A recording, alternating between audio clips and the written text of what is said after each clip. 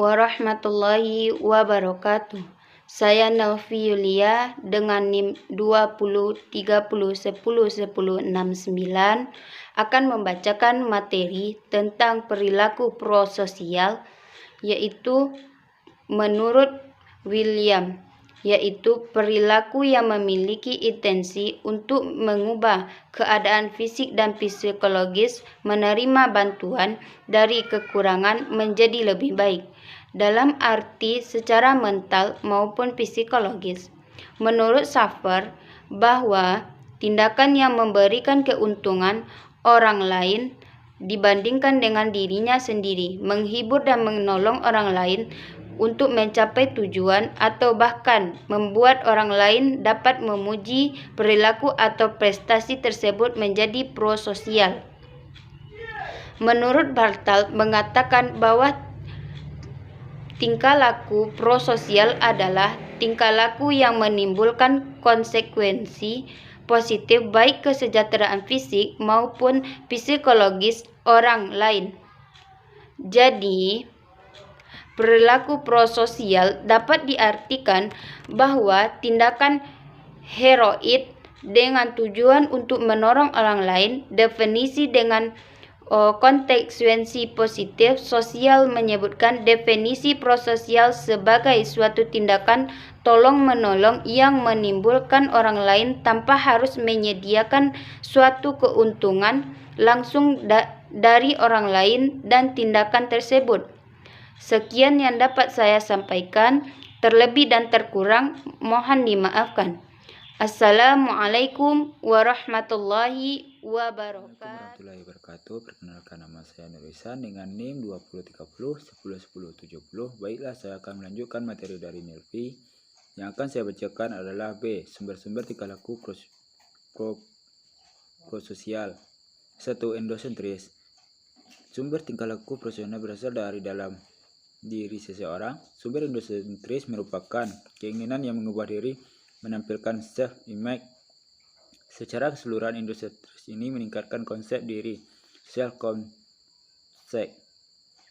Salah satu bentuk diri adalah self-expression atau harapan diri, yang membentuk rasa bahagia, kebanggaan, rasa aman, evaluasi diri yang positif. Harapan diri muncul karena seseorang hidup di lingkungan sosial terdapat norma dan nilai. Norma sosial diperoleh remaja melalui proses sosialisasi yang kemudian diinternalisasikan sehingga menjadi bagian dari diri remaja itu sendiri. 2. Eksosentris adalah sumber yang memperhatikan lingkungan eksternal, yaitu membuat kondisi lebih baik dan menolong orang lain dari kondisi buruk yang dialami.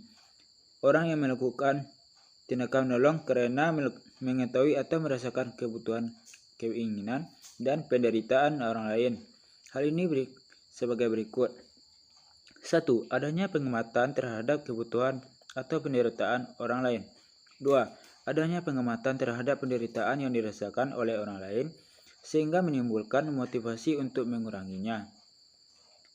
Menurut Derlega, tingkah laku prososial bisa terjadi karena adanya penderitaan yang dialami oleh orang lain. Pertolongan yang diberikan tidak mengharapkan reward eksternal. Selain itu, perilaku prososial bisa terjadi karena adanya intervensi situasi. C. Faktor-faktor yang mempengaruhi tingkah laku prososial. Tingkah laku prososial dipandang sebagai tingkah laku yang diperlukan untuk mempertahankan kehidupan. Melalui hal ini, manusia menjalankan fungsi kehidupan sebagai penolong dan yang ditolong. Ada beberapa faktor yang mempengaruhi perkembangan tingkah laku prososial, antara lain. 1. Orang tua. Hubungan antara remaja dengan orang tua menjadi faktor penentu utama dalam keberhasilan remaja berperilaku sosial ketika berinteraksi di lingkungan sosial yang lebih luas. Keluarga yang merupakan kelompok primer bagi remaja memiliki peran penting dalam pembentukan dan arahan perilaku remaja.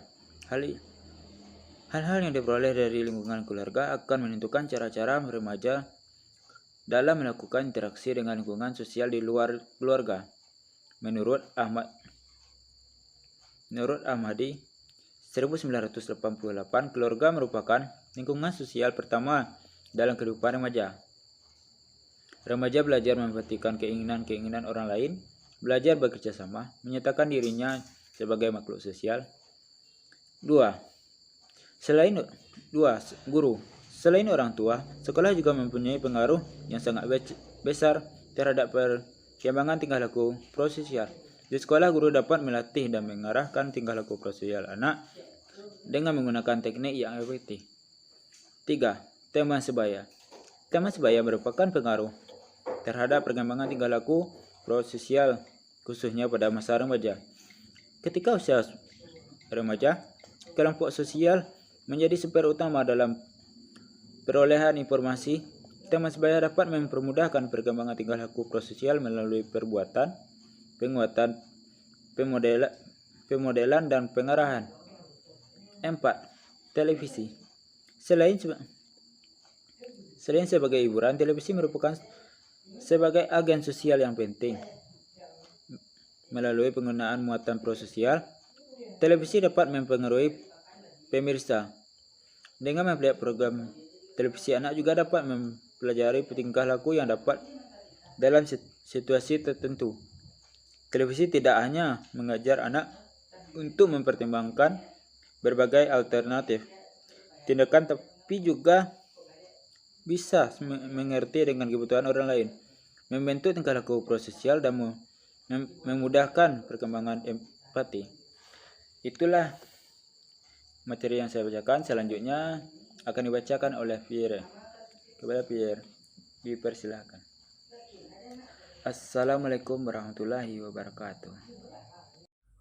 Assalamualaikum warahmatullahi wabarakatuh.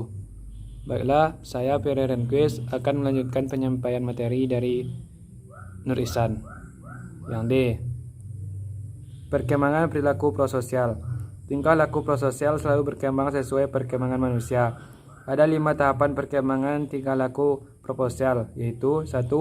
Compliance and concrete defined reinforcement. Pada tahap ini, individu melakukan tingkah laku menolong karena perintah yang disertai oleh reward. Yang kedua, compliance. Pada tahap ini, individu melakukan tindakan menolong karena patuh pada perintah dari orang yang berkuasa. Yang ketiga, interval initiative dan concrete reward. Pada tahap ini, individu menolong karena tergantung pada reward yang akan diterima. Yang keempat, nominative behavior. Pada tahap ini, individu melakukan tindakan proposial untuk memenuhi tuntutan masyarakat. 5. Generalized reciprocity. Pada tahap ini, seseorang melakukan tindakan menolong karena adanya kepercayaan apabila suatu saat ia membutuhkan bantuan, maka ia akan mendapatkannya. Kemudian, poin E. Perkembangan perilaku prososial di sekolah. Perilaku prososial tidak lain adalah perilaku memberikan manfaat kepada orang lain dengan membantu meringankan beban fisik atau psikologinya yang dilakukan secara sukarela. Bentuk dari prososial ini dapat beraneka ragam, mulai dari penyumbangan, mendampingi, memperhatikan kesejahteraan orang lain dengan berbagai langkah kedermawanan, mempererat persahabatan, kerjasama yang saling menguatkan, menolong, mengorbankan diri untuk orang lain. Siswa ibarat pemikiran yang dapat membangun dan menyusun dunia hidup serta arti mengenai sejumlah kategori melalui tahap-tahap tertentu. Sejak dini siswa perlu dibiasakan dengan nilai-nilai prososial, urgensi pengetahuan pengasuhan yang dapat menumbuhkan perilaku prososial semakin meningkatkan di tengah kepungan faktor-faktor situasional yang sulit dikendalikan.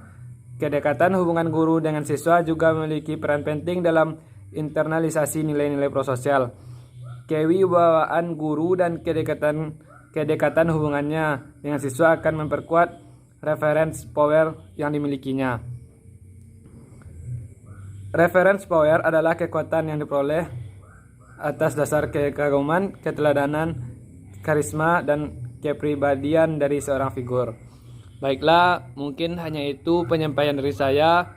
Dengan berakhirnya penyampaian dari saya, maka berakhir pula penyampaian materi kelompok kami.